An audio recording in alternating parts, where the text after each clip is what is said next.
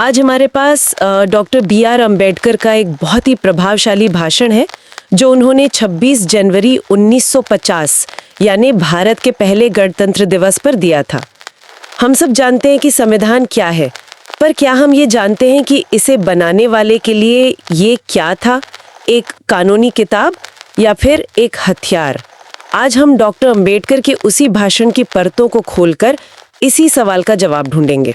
और ये सवाल बहुत जरूरी है क्योंकि हम अक्सर उस दिन को झंडा फहराने और परेड तक ही याद रखते हैं, लेकिन उस दिन अंबेडकर के मन में जश्न से ज्यादा एक बहुत बड़ी लड़ाई की रूपरेखा चल रही थी। तो हमारी आज की इस बातचीत का मिशन यही समझना है कि अंबेडकर की नजर में संविधान का असली मकसद क्या था। हमारे पास अंबेडकर साहब YouTube चैनल पर मौजूद उस भाषण का ट्रांसक्रिप्ट है जो हमें सीधे उनके शब्दों तक ले जाता है। चलिए शुरू करते हैं और देखते हैं कि गणतंत्र की उस पहली सुबह में भविष्य के भारत की कैसी तस्वीर छिपी थी। तो भाषण की शुरुआत होती है 26 जनवरी 1950 की सुबह से। डॉक्टर अंबेडकर इसे सिर्फ राजनीतिक आज़ादी नहीं कह रही हैं, बल्कि सामाजिक, आर्थिक और नैतिक मुक्ति का दिन बता रही हैं। लेकिन फिर वो एक बहुत ही तीखा सवाल पूछती हैं, क्या हम सच में इस संविधान की आत्मा को समझते हैं? यहीं से वो अपनी बात की असल जड़ पर आती हैं। हाँ, और वो जड़ है मनुवाद। भाषण में वो साफ कहते हैं कि ये संविधान मनुवाद की उस पुरानी और जर्जर इमारत को ढाने के लिए बनाया गया है जो हजारों सालों से समाज पर खड़ी थी। वो कोई गोलमोल बात नहीं करते, सीधे कहते हैं मनुवाद भारत की सबसे बड़ी बीमारी है और हमारा संविधान उसका इलाज है। मनुवाद ये शब्द आज भी बहुत सुनने को मिलता है, लेकिन अक्सर इसका मतलब साफ नहीं होता। भाषण के हिसाब से अंबेडकर के लिए इसका क्या मतलब था? भाषण के हिसाब से मनुवाद सिर्फ एक किताब नहीं बल्कि समाज का एक ऑपरेटिंग सिस्टम था, एक ऐसा ओएस जो मनुस्मृति पर आधारित था और जिसमें कुछ लोगों को डिफॉल्ट रूप से एडमिन के अधिकार मिले हुए थे और बाकियों को गेस्ट यूजर बनाकर रखा गया था जिनके पास कोई परमिशन नहीं थी। ये एक बहुत अच्छी उपमा है, ऑपरेटिंग सिस्टम। मतलब ये समाज के बैकग्राउंड में हमेशा चलता रहता था और ये तय करता था कि कौन क्या कर सकता है और कौन नहीं। बिल्कुल। और भाषण में इस ओएस के 3 मुख्य फीचर्स बताए गए हैं। अच्छा। पहला, ये जाति व्यवस्था को भगवान का बनाया हुआ बताता है। दूसरा, ये जन्म के आधार पर इंसानों को ऊंच नीच में बांटता है। भाषण में वो मनुस्मृति का हवाला देकर कहते हैं कि ब्राह्मण मुख से पैदा हुए और शूद्र पैरों से। वो इसे सीधे सीधे बकवास कहते हैं। और तीसरा और सबसे खतरनाक फीचर ये था कि ये कुछ लोगों को सारे अधिकार देता था और एक बहुत बड़ी आबादी को मतलब गुलाम बनाए रखने का एक सोचा समझा डिजाइन था। बिल्कुल, एक पूरी तरह से परिकल्पित। बिल्कुल, एक परिकल्पित शोषण की व्यवस्था थी। हाँ, भाषण में इसके जमीनी असर का भी जिक्र है कि कैसे लोगों को शिक्षा से, मंदिरों से, यहाँ तक कि पानी पीने से भी रोका जाता था। और यही बात इस भाषण को इतना सरदार बनाती है। अंबेडकर यहाँ एक विद्वान की तरह नहीं बल्कि एक ऐसे व्यक्ति की तरह बोल रहे हैं जिसने इस दर्द को खुद सहा है। वो कहते हैं, मैं आज यहाँ खड़ा हूँ न केवल संविधान बनाने वाले के तौर पर बल्कि एक ऐसे व्यक्ति के रूप में जो खुद उस जुल्म का शिकार रहा है जिसे मनुवाद ने पैदा किया है। ये उनके निजी अनुभव को देश के सबसे बड़ी कानूनी दस्तावेज से जोड़ देता है। ये तो हो गई समस्या की जड़, पर अंबेडकर सिर्फ समस्या गिनाने वालों में से नहीं थे। भाषण में वो इसका हल भी बताते हैं और हल शुरू होता है संविधान के पन्नों से। उन्होंने कैसे संविधान को मनुवाद के इस ऑपरेटिंग सिस्टम के खिलाफ एक एंटीवायरस की तरह इस्तेमाल किया। बहुत अच्छा शब्द है, एंटीवायरस। असल में भाषण में वो संविधान के कुछ प्रावधानों को मनुवाद पर सीधा हमला बताते हैं। वो 3 सबसे बड़े हमलों का जिक्र करते हैं। पहला, वो अनुच्छेद जो समानता की गारंटी देता है। ये सीधे सीधे जन्म पर आधारित ऊंच नीच के विचार को खत्म कर देता है। अब कानून की नजर में कोई पैर से और कोई मुंह से पैदा नहीं हुआ, सब बराबर हैं। और दूसरा हमला भेदभाव पर था। हाँ, दूसरा बड़ा हमला था वो अनुच्छेद जो धर्म, जाति या लिंग के आधार पर भेदभाव पर पूरी तरह रोक लगाता है। इसका मतलब था कि अब कानूनी तौर पर किसी को मंदिर, दुकान या कुएं पर जाने से कोई नहीं रोक सकता। जो हजारों साल से हो रहा था उसे एक झटके में गैर कानूनी बना दिया गया। और तीसरा, जो शायद सबसे क्रांतिकारी था, वो था छुआछूत का अंत। अनुच्छेद 17 जो छुआछूत को सिर्फ एक बुरी आदत नहीं बल्कि एक दंडनीय अपराध बना देता है।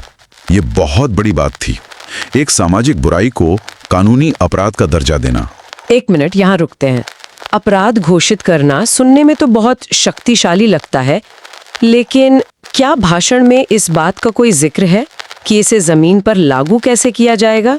क्योंकि कानून बनाना एक बात है और समाज की हजारों साल पुरानी सोच बदलना बिल्कुल दूसरी। ये बहुत जरूरी सवाल है और अंबेडकर इस चुनौती को जानते थे। भाषण में वो सीधे सीधे इसे लागू करने का तरीका नहीं बताते, लेकिन उनका पूरा भाषण ही असल में इसी सवाल का जवाब है। वो जानते थे कि सिर्फ कानून काफी नहीं है, इसीलिए वो इन अनुच्छेदों का जिक्र करने के बाद एक बहुत शक्तिशाली बात कहते हैं। वो कहते हैं, ये संविधान मनुस्मृति की उस किताब को जलाने के बराबर है। ये सिर्फ एक कानूनी बयान नहीं है, ये तो एक सांस्कृतिक और वैचारिक क्रांति का ऐलान है। वो कह रहे हैं कि हमने सिर्फ नियम नहीं बदले, हमने पवित्र मानी जाने वाली उस पूरी सोच को ही खारिज कर दिया है। बिल्कुल। और अगर हम इसे उनकी जिंदगी से जोड़कर देखें तो ये और भी साफ हो जाता है।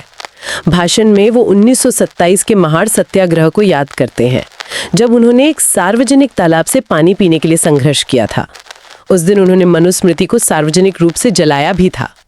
अब संविधान का अनुच्छेद 15 और 17 उसी लड़ाई को पूरे देश के लिए जीत लेने जैसा था। तो एक तरह से उनकी पूरी जिंदगी की लड़ाई का नतीजा इन अनुच्छेदों में सिमट गया था। तो संविधान ने कानूनी हथियार तो दे दिए, लेकिन अंबेडकर जानते थे कि सिर्फ हथियार देने से जंग नहीं जीती जाती, उसे चलाने वाला भी तो चाहिए। और शायद इसीलिए भाषण का अगला और सबसे बड़ा हिस्सा इन हथियारों पर नहीं बल्कि योद्धाओं को तैयार करने पर है। एकदम सही। यहीं पर वो अपना वो मशहूर त्रिसूत्रीय मंत्र देते हैं, जिसे वो अपने जीवन का सार बताते हैं: शिक्षा, संगठन और संघर्ष। वो कहते हैं कि ये सिर्फ 3 शब्द नहीं है, ये मुक्ति का पूरा रोड मैप है। चलिए इसे एक एक करके समझते हैं। पहला, शिक्षा। वो इसे सबसे बड़ा हथियार क्यों बताते हैं? क्या सिर्फ डिग्री ले लेना काफी है? नहीं, उनके लिए शिक्षा सिर्फ नौकरी पाने का जरिया नहीं थी। भाषण में इसका तर्क बहुत गहरा है। वो कहते हैं कि मनुवादियों ने दलितों को शिक्षा से दूर इसलिए रखा क्योंकि वो जानते थे कि एक पढ़ा लिखा जागरूक इंसान सवाल पूछेगा, वो कर्म के सिद्धांत पर सवाल उठाएगा। मतलब ये कि तुम्हारी गरीबी तुम्हारे पिछले जन्मों का पाप है वाली कहानी खत्म। शिक्षा आपको बताती है कि प्रॉब्लम आपके कर्म में नहीं, सिस्टम में है। बिल्कुल यही बात। शिक्षा चेतना लाती है। वो व्यक्ति को बताती है कि उसकी स्थिति देवीय नहीं बल्कि मेंशन के माखत, मतलब इंसानों की बनाई हुई है, और जिसे इंसान ने बनाया है उसे इंसान बदल भी सकता है। इसीलिए संविधान में शिक्षा के अधिकार को मौलिक अधिकार बनाया गया। वो अपनी जीवन का उदाहरण देते हैं कि कैसे शिक्षा ने ही उन्हें स्कूल में अलग बैठाए जाने वाले एक बच्चे से संविधान लिखने वाले तक पहुंचाया। ठीक है, तो शिक्षा से चेतना आ गई, लेकिन सिर्फ चेतना से क्या होता है? एक अकेला जागरूक इंसान भी तो दबाया जा सकता है। और इसीलिए आम्बेडकर का दूसरा कदम था संगठन। वो कहते हैं कि अकेला चन्ना भाड़ नहीं फोड़ सकता या अकेला दलित कुछ नहीं कर सकता। वो जानते थे कि चेतना को ताकत में बदलने के लिए एक प्लेटफॉर्म चाहिए। बिना संगठन के शिक्षा सिर्फ एक व्यक्तिगत उपलब्धि बनकर रह जाती, सामाजिक क्रांति नहीं। भाषण में इसका कोई उदाहरण है? हाँ, वो बताते हैं कि कैसे मनुवादी व्यवस्था ने दलितों को भी महार, चमार, भंगी जैसे सैकड़ों उपजातियों में बांटकर रखा ताकि वो कभी एक ताकत न बन सके। इसलिए वो अपने बनाए संगठनों का जिक्र करते हैं: independent labour party, scheduled caste federation. उनका संदेश साफ था: अपनी जातियां भूलो, एक शोषित वर्ग के तौर पर संगठित हो, राजनीतिक ताकत बनो, चुनाव जीतो और कानून बनाने की मेज पर बैठो। तो आरक्षण जैसी संवैधानिक सुविधाओं का असली फायदा उठाने के लिए भी संगठन जरूरी है। सीटें आरक्षित हो सकती हैं, पर उन पर सही व्यक्ति को भेजने के लिए एक संगठित समुदाय चाहिए। एकदम। वो कहते हैं कि बिना संगठन के आरक्षण खोखला है। अब तीसरा शब्द आता है संघर्ष। शिक्षा से चेतना मिली, संगठन से ताकत आई। अब इस ताकत का इस्तेमाल कहाँ करना है? यहाँ संघर्ष का मतलब क्या है? क्या वो किसी तरह की हिंसा या टकराव की बात कर रहे हैं? नहीं, बिल्कुल नहीं। और यही इस मंत्र की खूबसूरती है। वो बहुत साफ करते हैं कि हमारा संघर्ष पूरी तरह से अहिंसक और संवैधानिक होगा। यहाँ संघर्ष का मतलब है अपने अधिकारों के लिए लगातार बिना थके आवाज उठाना। संविधान ने जो हथियार दिए हैं उनका इस्तेमाल करना। जैसे भाषण में वो अनुच्छेद 19 का जिक्र करते हैं, अभिव्यक्ति की आजादी। इसका इस्तेमाल करके प्रदर्शन करो, लिखो, बोलो। या फिर अनुच्छेद 32 जो हर नागरिक को अपने मौलिक अधिकारों के हनन पर सीधे सुप्रीम कोर्ट जाने का हक देता है। हाँ। ये दुनिया के किसी भी संविधान में सबसे शक्तिशाली प्रावधानों में से एक है। उनका कहना था कि कोर्ट जाओ, केस लड़ो, कानूनी लड़ाई लड़ो। उन्होंने हिंदू कोर्ट बिल पेश करने को भी एक संघर्ष का उदाहरण बताया, जो महिलाओं के अधिकारों के लिए था और जिसके लिए उन्हें भारी विरोध झेलना पड़ा। तो ये मंत्र एक साइकिल की तरह है। शिक्षा से समझ आएगी, समझ से लोग संगठित होंगे और संगठित होकर संवैधानिक तरीके से संघर्ष करेंगे, जिससे और अधिकार मिलेंगे और उस सफलता से और लोग शिक्षित और संगठित होने के लिए प्रेरित होंगे। आपने एकदम सही पकड़ा।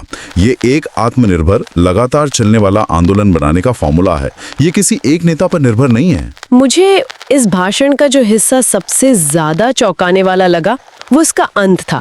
सब कुछ इतनी उम्मीद और क्रांति की बात करने के बाद वो अचानक एक बहुत ही गंभीर चेतावनी देती हैं। हाँ, और ये चेतावनी सिर्फ मनुवादियों के लिए नहीं बल्कि पूरे देश के लिए है। वो संविधान सभा में दिए अपने पुराने भाषण को याद करते हुए कहते हैं, संविधान कितना भी अच्छा क्यों ना हो, अगर उसे चलाने वाले लोग बुरे हैं तो वो बुरा ही साबित होगा। ये तो बहुत बड़ी जिम्मेदारी है जो वो हर नागरिक पर डाल रही हैं। इसका मतलब है कि संविधान की सफलता कागज पर नहीं, लोगों के चरित्र पर निर्भर करती है। बिल्कुल। संविधान अपने आप में कोई जादू की छड़ी नहीं है। अगर समाज में भाईचारा, न्याय और समानता की भावना नहीं है तो सबसे अच्छा संविधान भी फेल हो सकता है। और फिर वो दलित समुदाय को एक और गहरी चेतावनी देते हैं। वो कहते हैं, किसी मसीहा का इंतजार मत करना, मैं खुद को मसीहा नहीं मानता, तुम्हारी मुक्ति तुम्हारे अपने हाथों में है। ये बात आज के दौर में बहुत मायने रखती है, जहां हर कोई एक करिश्माई नेता में सारे समाधान ढूंढता है। वो कह रहे थे कि अपनी लड़ाई खुद लड़नी होगी। हाँ, ये आत्मनिर्भरता और आत्मसम्मान का सबसे बड़ा संदेश है। वो एक जागरूक जन आंदोलन बनाना चाहते थे, अनुयायियों की भीड़ नहीं। वो चाहते थे कि मुक्ति की आग हर व्यक्ति के दिल में जले, न कि सिर्फ एक नेता के मशाल में। लेकिन भाषण इतनी गंभीर चेतावनी पर खत्म नहीं होता। अंत में एक सपना भी है, एक उम्मीद की किरण। हाँ, और वो सपना ही शायद उनकी पूरी जिंदगी की मेहनत का निचोड़ है। वो एक ऐसे भविष्य का सपना देखते हैं जहां कोई दलित सुप्रीम कोर्ट का मुख्य न्यायाधीश बनेगा, कोई देश का प्रधानमंत्री बनेगा। ये सपना इस विश्वास पर टिका है कि संविधान ने वो सारे दरवाजे खोल दिए हैं जो हजारों सालों से बंद थे। अब रास्ता कठिन है, लंबा है, पर मंजिल तक पहुंचने का रास्ता मौजूद है। तो इस पूरी बातचीत को समेटें तो जो बात निकल कर आती है वो ये है कि डॉक्टर अंबेडकर के लिए संविधान सिर्फ नियमों की एक सूखी किताब नहीं थी। ये सदियों पुरानी सामाजिक गुलामी की जंजीरों को तोड़ने वाला एक जिंदा और धड़कता हुआ औजार था। एकदम सही। ये एक राजनीतिक दस्तावेज से कहीं ज्यादा एक सामाजिक घोषणा पत्र था।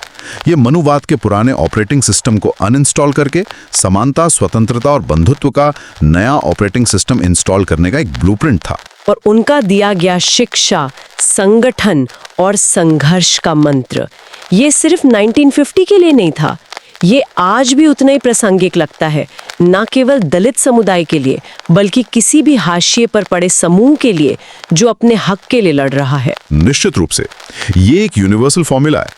ये हमें याद दिलाता है कि अधिकार कागज पर मिलने से हकीकत नहीं बन जाते। उन्हें हासिल करने और उनकी रक्षा करने के लिए लगातार चेतना, एकता और प्रयास की जरूरत होती है। संविधान एक दरवाजा खोलता है, पर चलकर अंदर खुद ही जाना पड़ता है। भाषण में डॉक्टर अंबेडकर कहते हैं कि मैं खुद को मसीहा नहीं मानता, तुम्हारी मुक्ति तुम्हारे हाथ में है। ये एक जरूरी सवाल खड़ा करता है। किसी भी उत्पीड़ित समुदाय की मुक्ति के लिए एक करिश्माई नेता की ज्यादा जरूरत होती है या उस समुदाय के हर एक व्यक्ति के भीतर जगी हुई चेतना और संघर्ष की सामूहिक भावना की? इस पर सोचना जरूरी है।